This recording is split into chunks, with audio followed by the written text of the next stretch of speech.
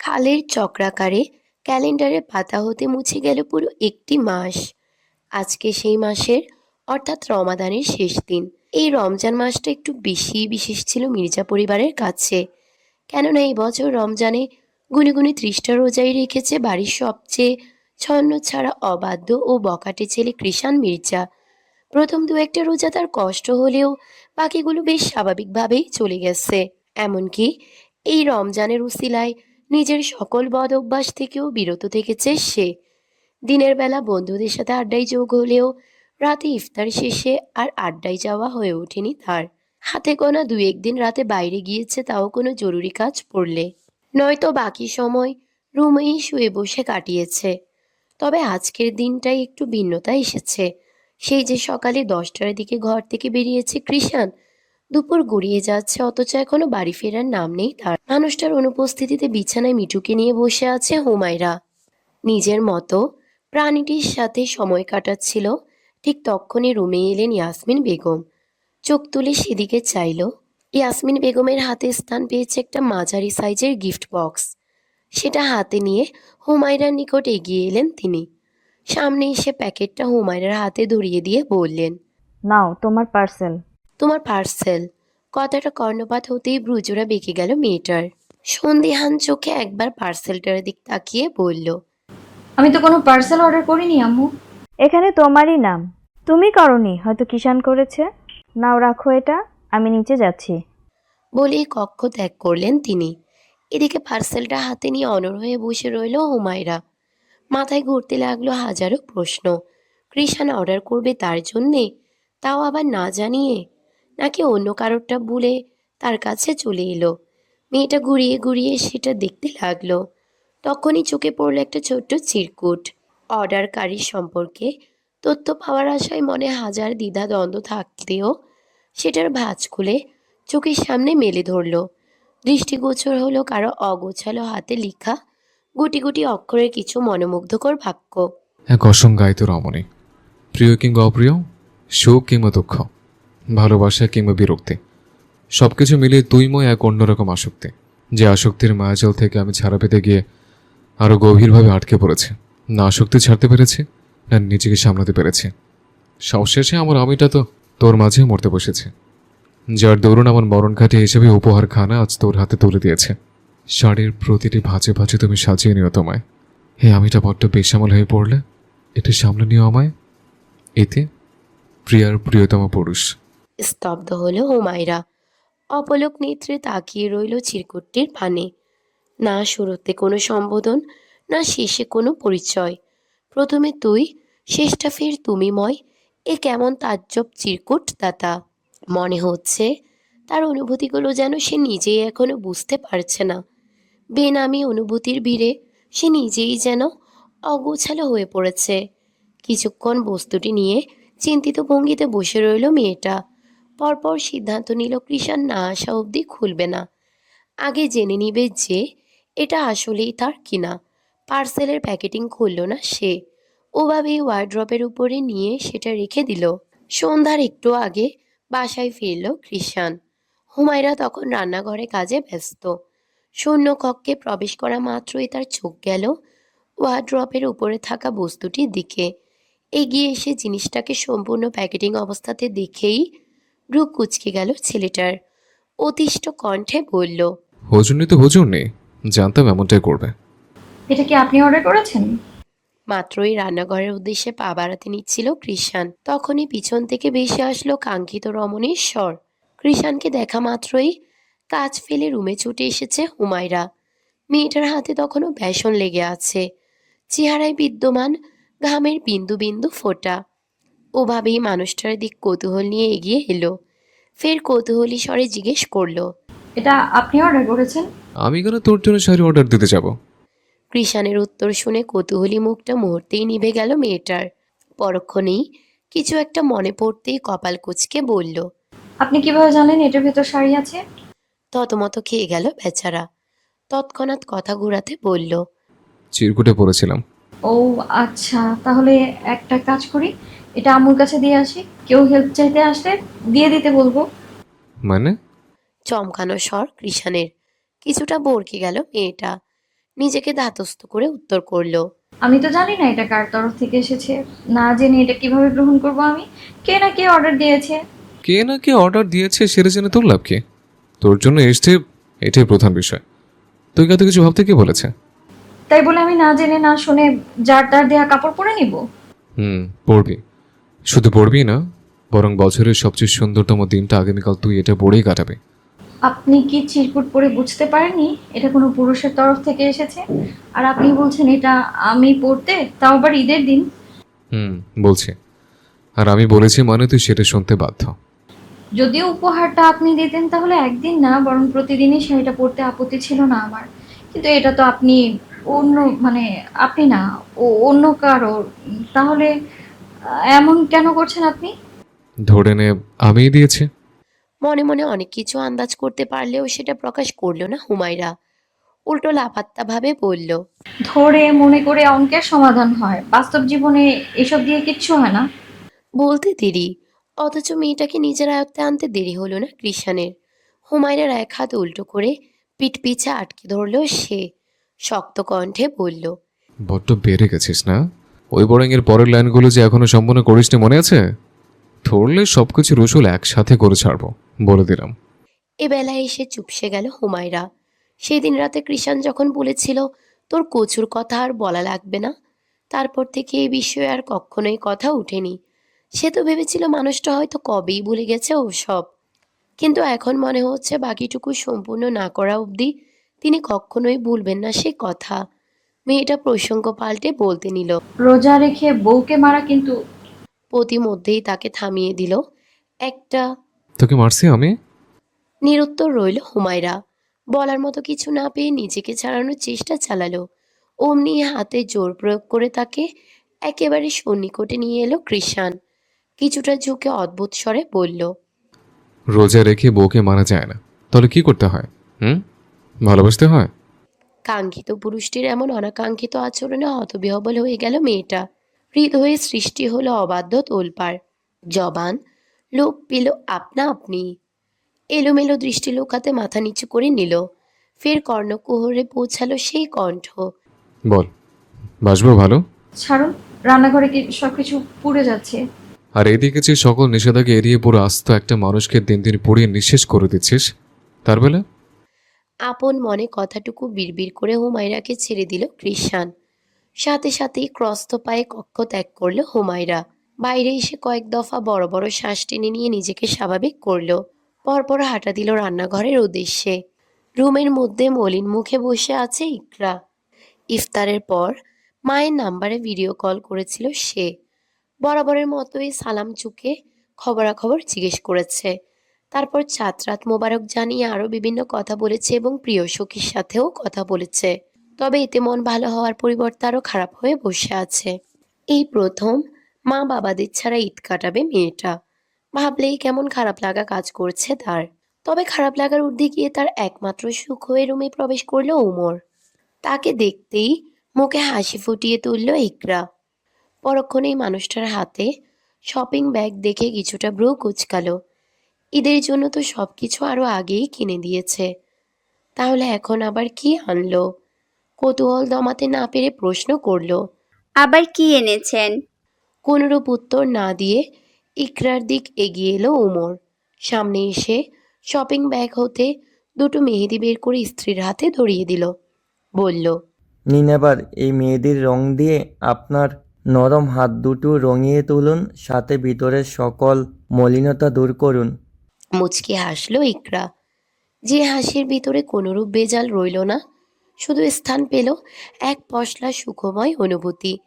বাঁ হাত হাঁটুতে রেখে ডান হাতে একটা মেহেদি নিয়ে বসলো। মেহেদিতে চাপ দিতে যাবে ঠিক তক্ষুনি ওমর বাধা দিল। পা ভাঁজ করে পায়ের উপর একটা বালিশ রেখে বলল। এখানে হাত রেখে মেহেদি দিন। অবাক দৃষ্টিতে একবার তার মুখ পানে তো আরেকবার সেদিকে তাকালো ইকরা। বলল। সমস্যা নেই, আমি এভাবেই দিতে পারবো। আপনার সমস্যা না হলেও আমার সমস্যা। আপনি এখানে হাত রেখে মেহেদি দিতে থাকুন, আর আমি আপনাকে দেখতে থাকবো। বেশ লজ্জা পেল মেয়েটা। কথা না বাড়িয়ে তৎক্ষণাৎ স্বামীর আদেশ মোতাবেক কাজ করলো। অতঃপর সে মেহেদি দিতে ব্যস্ত থাকলো আর উমর তাকে দেখতে লাগলো। হুমায়রার চাঁদরাত কিংবা ঈদ কাটে অনেকটা ভিন্ন নিয়মে। বেশিরভাগ সময়ই মা বাবাকে ইয়াদ করে কাটিয়ে দেয় সে, চেয়েও সেই স্মৃতিচারণ থেকে বেরিয়ে নিজেকে স্বাভাবিক করতে পারে না। অবশ্য তার মামনির অত্যাচারে তা হয়ে ওঠার সুযোগও ছিল না। উল্টো মামির কাণ্ডে আরও বেশি তাদের কথা মনে পড়ত। হৃদগহীন হতে বাবার প্রতি নিংড়ে আসতো হাজারো অভিযোগ। কিন্তু এবারের দিনগুলো খানিক আলাদা। সব কিছু যেন ঘটে যাচ্ছে কল্পনার বাইরে গিয়ে। একটু আগেই ঘর থেকে বেরিয়ে গেল কৃষাণ। তবে যাওয়ার আগে তার ঘটানো কাণ্ডে এখনো বিস্মিত হয়ে আছে মেয়েটা। বারবার মানসপটে ভাসছে বেরোনোর আগে দরজার কাছে গিয়ে মানুষটার সেই ফিরে তাকানো দৃশ্য, সাথে ছুড়ে দেওয়া আদর্শ স্বামীর কিছু শব্দ। কিছু লাগবে তোর? বাক্যখানা কর্ণপাত হওয়ার মিনিট খানেক তো নিজের কানকেই বিশ্বাস হচ্ছিল না হুমায়রার। বারবার মনে হচ্ছিল নিজের কল্পজগতে বোধহয় ভুল করে পা রেখে ফেলেছে সে। তবে তার ধারণা ভুল প্রমাণিত হলো যখন ফের শুনতে পেল কণ্ঠটি। কি হলো, কথা বলছিস না কেন? কিছু লাগবে তোর? জি, না না, কিছু লাগবে না। হকচকিত বদনে উত্তর করল হুমায়রা। অতঃপর চলে গেল মানুষটা। তবে ঘরময় এখনো রয়ে গেল সে বিস্ময় ভাব। সহসা সকল বিস্ময় ভাব খাটিয়ে মুচকি হেসে উঠল হুমায়রা। চোখ বুজে শুক্রিয়া আদায় করলো রবের উদ্দেশ্যে। পরক্ষণেই কিছু একটা মনে পড়ার ভঙ্গিতে ব্যস্ত পায়ে ছুটল কৃষাণের পড়ার টেবিলের দিক। তবে সেখানে এত এত বইয়ের ভিড়ে কাঙ্ক্ষিত জিনিসের দেখা মিলল না। অগত্যা মানুষটার ভার্সিটির ব্যাগে হাত দিল। ব্যাগের চেইন খুলতেই সেখানে দেখা মিলল কাঙ্ক্ষিত বস্তুটির। হাত বাড়িয়ে অবহেলায় পড়ে থাকা খাতাটা বের করে আনলো হুমায়রা। পৃষ্ঠা উল্টিয়ে চিরকুটটা এনে সেখানে রাখলো। অমনি খাপে খাপ মিলে গেল বিভিন্ন পেজের দুটো লেখার ধরন। সন্দেহ এবার রূপ নিল নিশ্চয়তায়। বুঝতে আর বাকি রইল না পার্সেলটা কার তরফ থেকে পাওয়া। ঘড়ির কাঁটা টিকটিক করে ক্রমান্বয়ে রাত বেড়েই চলেছে। তবে শহরের সরবতায় তা ঠাহর করা মুশকিল। চারপাশের মানুষ তখন মেতে আছে যাত্রাতের খুশিতে। কেউ রাস্তাঘাটে, আবার কেউ বা বাড়ির ছাদে বাজি ফুটাচ্ছে।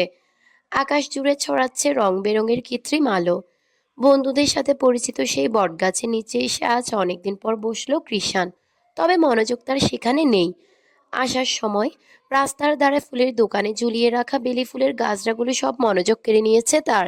সেগুলো চোখে পড়তেই সর্বপ্রথম সেদিন সূর্যমুখী ক্ষেত থেকে ফেরার সময় হুমায়রার বলা সেই কথাটা মনে পড়ল। ওই যে মার্কেটে দেখেন না, কি সুন্দর গাছরা। নিশ্চয়ই মেয়েটার এগুলো খুব পছন্দ। আর এমনিতেও শাড়ির সাথে চুলে বা হাতে ফুলের শোভা পেলে হয়তো আরো সুন্দর লাগবে মেয়েটাকে। তবে চিন্তা হচ্ছে এখান থেকে যেতে যেতে দোকান খোলা থাকবে তো। এখন তো বন্ধুদের সামনে কেনাও যাবে না। কিছুক্ষণ ঠাই চিন্তায় ডুবে থেকে সহসা উঠে দাঁড়ালো কৃষাণ। বন্ধুদের প্রশ্নসূচক দৃষ্টির পরিপ্রেক্ষিতে বলল, এতক্ষণ তো আড্ডা দিলাম, আজকে না হয় এখানে বিরতি নেই।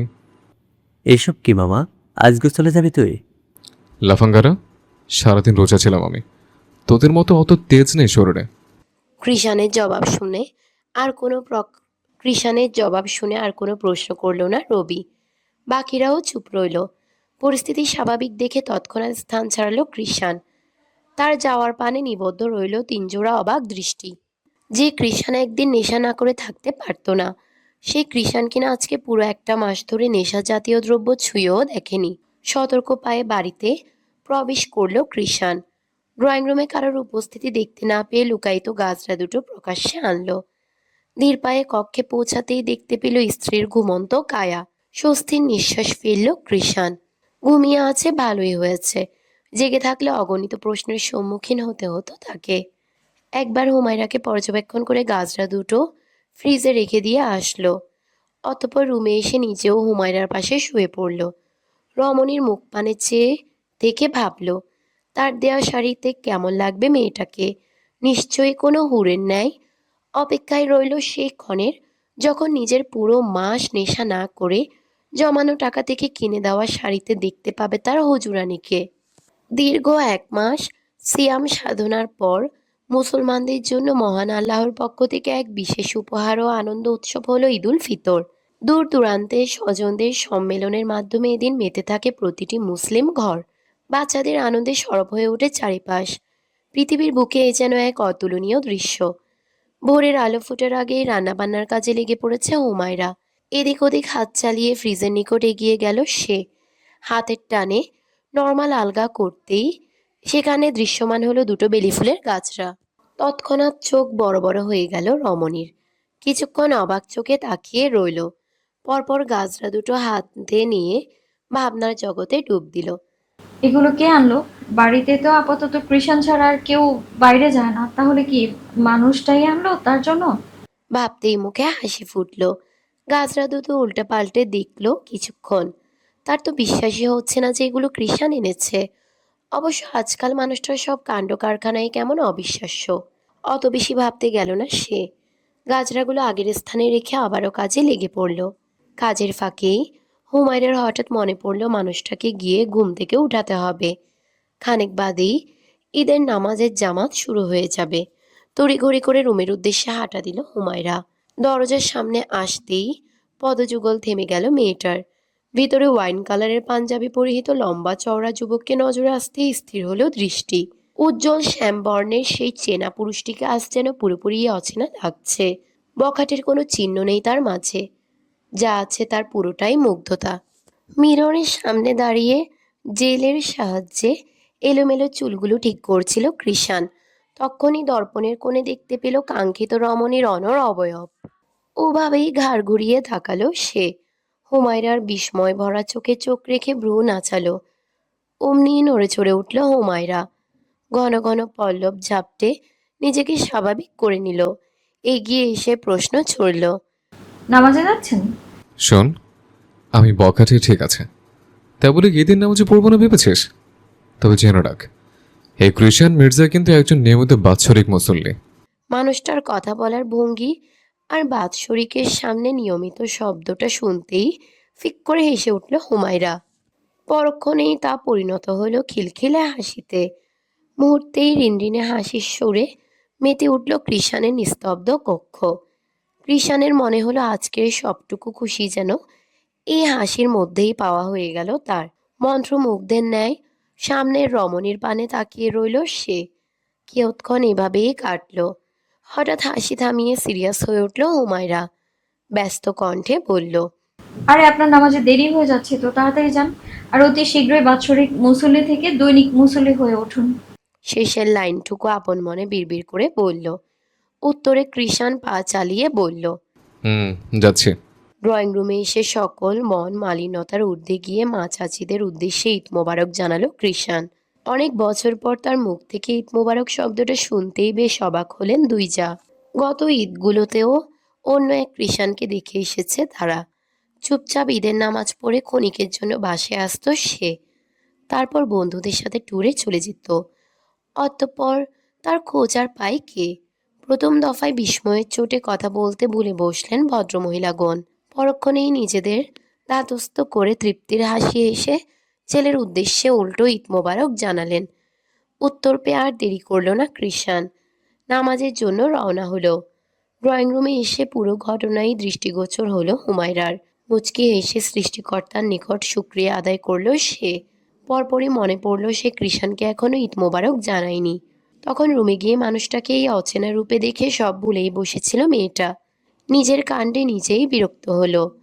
পরক্ষণেই ভাবল নামাজ থেকে আসলেই জানানো যাবে। দুনিয়াবাসীর এত আনন্দের বিপরীতে আকাশ আজ গুমোট হয়ে আছে। প্রকৃতি প্রতীক্ষায় আছে সূর্যি মামার, তবে তার কোনো দেখা নেই। হঠাৎ মেঘমালাদের ভেদ করে ধরণীতে নেমে এলো তুমুল বর্ষণ। মসজিদের বারান্দায় দাঁড়িয়ে তা দেখতে লাগলো কৃষাণ। মাত্রই নামাজ শেষ করে ঈদগাহ হতে বাড়ির পথে রওনা হচ্ছিল সে। তক্ষুনি সেই পথ বন্ধ করে হানা দিল জলরাশিরা। উপায় না পেয়ে সকলে এসে ঠাঁই নিল মসজিদের বারান্দায়। এক পর্যায়ে বৃষ্টির ঘনত্ব কিছুটা কমে ঝিরঝিরে বৃষ্টিতে পরিণত হলো। অমনি দ্রুত হস্তে বাড়ির পথ ধরল কৃষাণ। বৃষ্টির পানিতে কাকভেজা হয়ে বাড়িতে ফিরল কৃষাণ। রুমে ঢুকেই সর্বপ্রথম টাওয়াল দিয়ে চুল মোছায় লেগে পড়ল। তক্ষুনি হাতে সেমাইয়ের বাটি নিয়ে কক্ষে প্রবেশ করলো হুমায়রা। সেদিক খেয়াল করল না কৃষাণ। এগিয়ে এসে তার দিক বাটিটা বাড়িয়ে দিল হুমায়রা। মুখে বলল। নিন। কোনরূপ বিরক্তি ছাড়াই এক হাতে বাটিটা নিয়ে নিল কৃষাণ। অপর হাতে তোয়ালিটা চোখের সামনে থেকে সরিয়ে বিছানায় ছুঁড়ে ফেলল। পরপর সামনে তাকাতেই হুমায়রা বলল। ঈদ মোবারক। এইদিকে পুরো দুনিয়া থমকে গেছে কৃষানের। তার কথা কানে পৌঁছেছে কিনা সন্দেহ। শাড়ি পরিহিত হুমায়রাকে নজরে আসতেই এক মুহূর্তের জন্য বুক শুদ্ধ কেঁপে উঠল তার। সচলতা হারিয়ে অচল হলো মস্তিষ্ক। ফ্লোরের মাঝে ঝনঝন শব্দ উত্তোলন করে পড়ে গেল হাতের বাটিখানা। সেম কালার, অর্থাৎ তার দেওয়া ওয়াইন কালারের জামদানি শাড়ি পরে মাথায় ঘোমটা টেনে রেখেছে হুমায়রা। মুখের মধ্যে কোনোরূপ প্রসাধনীর অস্তিত্ব নেই। শুধু টানা টানা চোখের নিচে স্থান পেয়েছে সুরমার, যা রমণীর মায়াবী চোখকে বুকে ছুরি ঢুকানোর অস্ত্রে পরিণত করেছে। গলা, হাত ও কানে স্বর্ণের মোটা মোটা অলংকারের উপস্থিতি যেন মেয়েটার ফর্সা অবয়বকে আরো আকর্ষণীয় করে তুলেছে। সবকিছু মিলিয়ে নেশা ধরানোর মতো অবস্থা। মেঝেতে খণ্ড খণ্ড হয়ে পড়ে থাকা বাটিটার দিকে চোখ বড় বড় করে তাকালো হুমায়রা। পরপর সংকীর্ণ চোখ জোড়া তুলে চাইল সামনের পুরুষটির পানে। ঠোঁট নেড়ে কিছু বলতে নিবে, তখনই শাড়ি ভেদ করে মেয়েটার সরু কোমর জড়িয়ে তাকে এক হ্যাচকা টানে নিজের সাথে মিশিয়ে নিল কৃষাণ। উদূরে মানুষটা ঠান্ডা হাতের স্পর্শ পেতেই ক্ষণকালের জন্য ভূমিকম্পের ন্যায় কেঁপে উঠল মেয়েটার ছোট সত্তা। শীত দ্বারা বেয়ে নেমে এলো ঠান্ডা স্রোত। শুষ্ক ঢোক গেলে নিজেকে স্বাভাবিক করার চেষ্টা চালালো সে। সেই চেষ্টায় জল ঢেলে সহসা কৃষাণ ঝুঁকতে লাগলো তার দিক। এ বেলায় এসে আর চোখ খুলে রাখতে সক্ষম হলো না হুমায়রা। আপনা আপনি বুঝে এলো আকি যুগল। একটা সময় নিজের বাঁ কানের লতিতে কৃষাণের হাতের স্পর্শ অনুভব করতেই চোখ মেলে তাকালো হুমায়রা। ততক্ষণে মাথা থেকে ঘোমটা পড়ে দৃশ্যমান হয়ে গেছে তার সুদীর্ঘ কেশরাশি, যার মাঝ বরাবর লাগানো একটি বেলি ফুলের গাছড়া। সেদিক এক পলক তাকিয়ে পুনরায় হুমায়রার চুলের সাথে পেঁচ খেয়ে হালকা বেঁকে থাকা কানের দুলটা ঠিক করতে ব্যস্ত হলো কৃষাণ। ব্যাপারটা বুঝতেই ভিতরে বয়ে চলা ঝড় কিছুটা কমলো হুমায়রার। আলতো হাতে দুলের থেকে চুলগুলো ছাড়িয়ে সেগুলো কানের পিছে গুজে দিল কৃষাণ। পরপর রমণীর মসৃণ ঘাড় উন্মুক্ত হতেই চোখ ধাঁধিয়ে উঠল। খেয়ে হারানো সত্তাকে আজকে আর দমালো না সে। ঠোঁট নামিয়ে চুমু খেলো হুমায়রার কানের নিচে ঘাড় বরাবর। আকস্মিক ঘটনায় শিউরে উঠে দুহাতে কৃষাণের কাঁধ খামচে ধরল মেয়েটা। অচেনা অনুভূতির উতাল পাতাল সাগরে ডুবে স্থির হয়ে রইল স্বামীর বুকে। এর মাঝে কানের কাছে শুনতে পেল মানুষটার মোহাবিষ্ট স্বর। বাইকো। অপরিচিত শব্দখানা কর্ণপাত হতেই মনে প্রশ্ন জাগলো হুমায়রার। তবে মুখ খুলে কিছু জিজ্ঞেস করল না। ওভাবেই কৃষাণের বুকে মুখ গুজে রইল। তা দেখে হুমায়রার থুতনি ধরে মুখটা উঁচু করল কৃষাণ। বলল, এদিকে তাকা। মানুষটার শ্বাস প্রশ্বাসের বাড়িতে ঠিকমতো চোখটাই মেলতে পারছে না হুমায়রা। তবুও ঘন ঘন পল্লব ঝাপটে তাকানোর চেষ্টা চালালো। পূর্ণ দৃষ্টিতে সবটা পরখ করলো কৃষাণ। পরপর কিছুটা ঝুঁকে নেশালো স্বরে বলল, আজকে যদি তোর সাথে একটু বকাটেপনা করে ফেলে, তাহলে কি তুই খুব বেশি রাগ করবি বাইকো? কথাটার অর্থ বুঝতে পেরেছে কিনা হুমায়রার মুখ দেখে বোঝা গেল না। সে কিয়ৎক্ষণ প্রশ্নসূচক দৃষ্টিতে তাকিয়ে বলে উঠল। বাইকও কি? প্রশ্নটা শুনে ঠোঁট চেপে হাসল কৃষাণ। কানের কাছে মুখ নিয়ে লো ভয়েসে জবাব দিল। সিক্রেট। চোখ ছোট ছোট হয়ে গেল মেয়েটার। এতক্ষণে লজ্জারা এবার উধাও হয়ে গেল নিমিষেই। তার চুপসে যাওয়া মুখ পানে চেয়ে কিছু একটা ভাবল কৃষাণ। পরক্ষণেই হুমায়রাকে ছেড়ে দিল। বলল, নামাজ পড়ে খেতে লেগে গেছে আমার, চাবি নেই তো? কৃষাণের থেকে ছাড়া পেয়ে স্বস্তির নিঃশ্বাস ফেলল হুমায়রা। এলোমেলো দৃষ্টি মেঝেতে রেখে উত্তর দিল, এক্ষুনি আনছি। বলেই কক্ষ ত্যাগ করল। অস্থির দেহখানা এনে বিছানায় এলিয়ে দিল কৃষাণ। চোখ বন্ধ করতেই মানসপটে ভেসে উঠল হুমায়রার অবয়ব। কিছুক্ষণ আগের চুমো খাওয়ার দৃশ্য মনে পড়তেই ঠোঁট দুটো কিঞ্চিত প্রসারিত হলো। আপন মনে আওড়ালো, মেয়েদের সাথে জড়িত সবকিছু আমার সুখ সুখ লাগে কেন? অতি সুখে না আমার পাগল হয়ে যায় আমি। এর মাঝেই সেমাই সহ অন্যান্য খাবার হাতে কক্ষে ফিরে এলো হুমায়রা। সেগুলো এনে কৃষাণের সামনে রাখলো। বলল, নিন এবার তাড়াতাড়ি খেয়ে নিন। শোয়া থেকে উঠে বসলো কৃষাণ। মনোযোগ দিল খাওয়ায়। তবে চোখ পড়ে রইল হুমায়রার পানে। তাকে খেতে দেখে কাছো সেমাইয়ে লেপ্টে থাকা মেঝেটা পরিষ্কার করার উদ্দেশ্যে পা বাড়ালো হুমায়রা। তখনই কৃষাণ বলে উঠল, তখন রুমে এসে প্রথমে কি যেন একটা বলেছিলে? কিছুক্ষণ ভেবে কাটালো হুমায়রা। পরক্ষণেই মনে পড়ার ভঙ্গিতে কৃষাণের দিক চাইল, মুখের মিষ্টি হাসি বজায় বলল, ঈদ মোবারক। ঈদ মুবারক বলুন আপনি, আমি সালামি দেব না। উত্তরটা শোনা মাত্রই চোখ ছোট ছোট হয়ে গেল মেয়েটার। কিছুক্ষণ মানুষটার দিকে অবাক দৃষ্টিতে তাকিয়ে থেকে বলল, আপনি এমন কেন? কেমন? কিছু না। বলেই চলে যেতে নিল হুমায়রা। অমনি পিছু ডাকলো কৃষাণ। এই হুজুর নে, কোথায় যাচ্ছিস? আচ্ছা নিয়ে যা সালামি। পিছু মুড়ল হুমায়রা। অমনি তাকে কাছে ডাকলো কৃষাণ। এদিকে আয়। এগিয়ে এলো রমণী। কিছুক্ষণ মনোযোগ সহকারে মেয়েটাকে পর্যবেক্ষণ করে কৃষাণ বলে উঠল, সালামি হিসেবে কি শুধু টাকাই দেওয়ার নিয়ম আছে নাকি? কয়েকটা মায়ের দিলে কি সেটা সালামি হিসেবে গ্রহণযোগ্য হবে না? কথা শুনে হতবিহ্বল হয়ে গেল মেয়েটা। অতিষ্ঠ চিত্তে কিয়ৎক্ষণ মানুষটার দিক তাকিয়ে রইল। কিছু বলার মতো শব্দ খুঁজে পেল না। পরপর ব্যর্থ সৈনিকের মতো পুনরায় হাঁটা শুরু করলো। তখনই তার হাত চেপে ধরল কৃষাণ। হেসে বলল, আরে দাঁড়া হুজুর নে, এত অধৈর্য হচ্ছিস কেন? সরু চোখে তাকালো হুমায়রা। কিছু বলতে নিবে এর আগেই মানিব্যাগ থেকে কতগুলো টাকার নোট বের করলো কৃষাণ। 1000 থেকে শুরু করে শেষ পর্যন্ত, অর্থাৎ 2 টাকা পর্যন্ত সবগুলো চকচকের নতুন নোটগুলো একসাথে করে সেগুলো ধরিয়ে দিল হুমায়রার হাতে। অপ্রত্যাশিত কাণ্ডে বিস্ময়ে অভিভূত হয়ে গেল হুমায়রা। সকল প্রকার কাজকর্মের পর্ব শেষ করে রুমে এসে শাওয়ার নিল ইকরা। মিররের সামনে দাঁড়িয়ে উমরের রানা পেঁয়াজ কালার শাড়ি পরার চেষ্টা চালাচ্ছে সে। জীবনে এই প্রথম নিজের হাতে শাড়ি পরছে, তবে কোনো কিছুই ঠিকঠাক হচ্ছে না। বাড়িতে মহিলা মানুষ বলতে তার দাদি শাশুড়ি ও শাশুড়ি মা আছে, কিন্তু ওনাদের কাছে বলতেও কেমন যেন লাগছে তার। খাদিজা থাকলেই হয়ে যেত। হঠাৎ দরজায় কারো করাঘাতের শব্দে চেষ্টারত হাতখানা থেমে গেল ইকরার। পরপর শুনতে পেল ফরিদা বেগমের গম্ভীর স্বর। তাড়াতাড়ি নিচে এসো। আম্মাজান, মাত্রই যাওয়ার জন্য পা বাড়াচ্ছিলেন ফরিদা বেগম, তখনই পেছন থেকে ডেকে উঠল ইকরা। বরাবরের মতোই গোমরা মুখ করে ফিরলেন তিনি। বললেন, কি? দাদিজান কোথায়? আসলে আমি কাপড়টা ঠিক করে পরতে পারছি না। কিছুক্ষণ ব্রুকুচকে ইকরার অবিন্যস্ত ও অগোছালো কাপড়টার দিক তাকিয়ে রইলেন ভদ্রমহিলা। পরপর নিজেই রুমের ভিতর প্রবেশ করতে করতে বললেন, আম্মাজান ঘরে নাই, পাশের চাচি আমাদের বাসায় গিয়েছেন। দেখি, এখানে আসো। শাড়ি পরাটাও শিখে আসনি বাপের বাড়ি থেকে? পৃষ্ঠে কিছুই বলল না মেয়েটা, বরং ফরিদা বেগম যখন কথা বলতে বলতেই শাড়ির কুচি ধরছিল শাড়িতে কুচি করছিল, সেই দৃশ্যের দিকে মুগ্ধ নয়নে তাকিয়ে রইল। কেমন যেন একটা মামা অনুভূতি হলো তার। কতদিন ধরে নিজের মায়ের যত্ন পায় না সে। যদিও নিয়ম মাফিক বিয়ের পরদিনই মেয়েদের বাপের বাড়ি যাওয়া হয়, তবে একদিকে তার শাশুড়ির মনোমালিন্যতা ও অন্যদিকে রমজান এসে পড়ায় আর যাওয়া হয়নি। ফরিদা বেগমের দিকে তাকিয়ে ইকরা সহসাই আনমনে উত্তর দিল, যদি শিখেই আসতাম তাহলে কি আমার এই আম্মাজানের হাতে শাড়ি পরার সৌভাগ্য হতো?